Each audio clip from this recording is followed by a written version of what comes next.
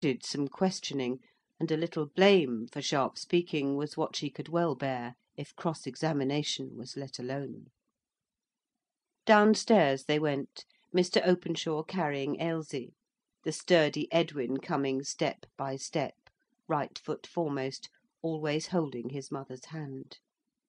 Each child was placed in a chair by the breakfast table, and then Mr. and Mrs. Openshaw stood together at the window, awaiting their visitor's appearance, and making plans for the day.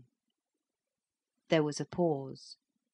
Suddenly Mr. Openshaw turned to Ailsie and said, "What a little goosey somebody is with her dreams, waking up poor tired mother in the middle of the night, with a story of a man being in the room." "Father, I'm sure I saw him," said Ailsie, half crying. "I don't want to make Norah angry, but I was not asleep for all she says I was. I had been asleep, and I wakened up, quite wide awake, though I was so frightened. I kept my eyes nearly shut, and I saw the man quite plain, a great brown man with a beard. He said his prayers, and then he looked at Edwin, and then Norah took him by the arm and led him away, after they had whispered a bit together." "Now, my little woman must be reasonable," said Mr. Openshaw, who was always patient with Ailsie. "There was no man in the house last night at all. No man comes into the house, as you know, if you think. Much less goes up into the nursery. But sometimes we dream something has happened, and the dream is so like reality that you are not the first person, little woman, who has stood out that the thing has really happened." "But indeed it was not a dream," said Ailsie, beginning to cry. Just then Mr. and Mrs. Chadwick came down, looking grave and discomposed. All during breakfast time they were silent and uncomfortable. As soon as the breakfast things were taken away, and the children had been carried upstairs, Mr. Chadwick began, in an evidently preconcerted manner, to inquire if his nephew was certain that all his servants were honest; for that Mrs. Chadwick had that morning missed a very valuable brooch, which she had worn the day before. She remembered taking it off when she came home from Buckingham Palace. Mr. Openshaw's face contracted into hard lines, grew like what it was before he had known his wife and her child. He rang the bell even before his uncle had done speaking. It was answered by the housemaid. "Mary, was any one here last night while we were away?" "A man, sir, came to speak to Norah." "To speak to Norah. Who was he? How long did he stay?" "I'm sure I can't tell, sir. He came perhaps 9. I went up to tell Norah in the nursery, and she came down to speak to him. She let him out, sir. She will know who he was, and how long he stayed." She waited a moment to be asked any more questions, but she was not, so she went away. A minute afterwards Openshaw made as though he were going out of the room, but his wife laid her hand on his arm. "Do not speak to her before the children," she said in her low, quiet voice. "I will go up and question her." "No, I must speak to her. You must know," said he, turning to his uncle and aunt, "my missus has an old servant, as faithful as ever woman was, I do believe, as far as love goes, but, at the same time, who does not always speak truth, as even the missus must allow. Now, my notion is, that this Norah of ours has been come over by some good-for-nothing chap, for she's at the time of life when they say women pray for husbands, any, good Lord, any, and has let him into our house, and the chap has made off with your brooch, and m'appen many another thing beside. It's only saying that Norah is soft-hearted, and does not stick at a white lie. That's all, missus." It was curious to notice how his tone, his eyes, his whole face changed as he spoke to his wife. But he was the resolute man through all. She knew better than to oppose him.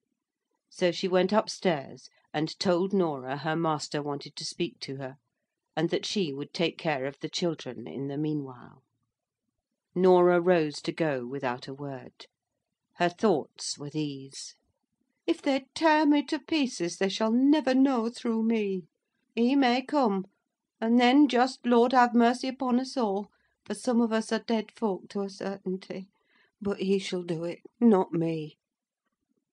You may fancy, now, her look of determination as she faced her master alone in the dining room. Mr. and Mrs. Chadwick having left the affair in their nephew's hands, seeing that he took it up with such vehemence. "Norah, who was that man that came to my house last night?" "Man, sir?" as if infinitely surprised, but it was only to gain time. "Yes, the man whom Mary let in, whom she went upstairs to the nursery to tell you about, whom you came down to speak to; the same chap, I make no doubt, whom you took into the nursery to have your talk out with, whom Ailsie saw, and afterwards dreamed about, thinking, poor wench, she saw him say his prayers, where nothing, I'll be bound, was farther from his thoughts; who took Mrs. Chadwick's brooch, valued £10. Now, Norah, don't go off. I'm as sure as that my name's Thomas Openshaw that you knew nothing of this robbery; but I do think you've been imposed on, and that's the truth. Some good-for-nothing chap has been making up to you, and you've been just like all other women, and have turned a soft place in your heart to him. And he came last night to love-your-ring, and you had him up in the nursery, and he made use of his opportunities, and made off with a few things on his way down. Come now, Norah, it's no blame to you, only you must not be such a fool again. Tell us," he continued, "what name he gave you, Norah. I'll be bound it was not the right one, but it will be a clue for the police." Norah drew herself up. "You may ask that question, and taunt me with me being single and with me credulity as you will, Master Openshaw. You'll get no answer from me. As for the brooch, and the story of theft and burglary, if any friend ever came to see me, which I defy you to prove, and deny, he'd be just as much above doing such a thing as you yourself, Mr. Openshaw, and more so too; for I'm not at all sure as everything you have is rightly come by, or would be yours long if every man had his own." She meant, of course, his wife, but he understood her to refer to his property in goods and chattels. "Now, my good woman," said he, "I'll just tell you truly, I never trusted you out and out, but my wife liked you, and I thought you had many a good point about you. If you once begin to sauce me, I'll have the police to you, and get out the truth in a court of justice, if you'll not tell it me quietly and civilly here. Now, the best thing you can do is quietly to tell me who the fellow is. Look here, a man comes to my house, asks for you, you take him upstairs, a valuable brooch is missing next day. We know that you and Mary and cook are honest, but you refuse to tell us who the man is. Indeed, you've told one lie already about him, saying no one was here last night. Now, I just put it to you, what do you think a policeman would say to this, or a magistrate? A magistrate would soon make you tell the truth, my good woman." "There's never the creature born that should get it out of me," said Norah, "not unless I choose to tell."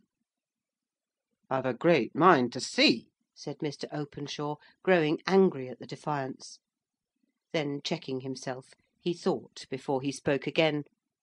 "Norah, for your missus's sake, I don't want to go to extremities. Be a sensible woman if you can. It's no great disgrace, after all, to have been taken in. I ask you once more, as a friend, who was this man whom you let into my house last night?" No answer. He repeated the question in an impatient tone. Still no answer. Norah's lips were set in determination not to speak. "Then there is but one thing to be done. I shall send for a policeman." "You will not," said Norah, starting forwards. "You shall not, sir. No policeman shall touch me. I know nothing.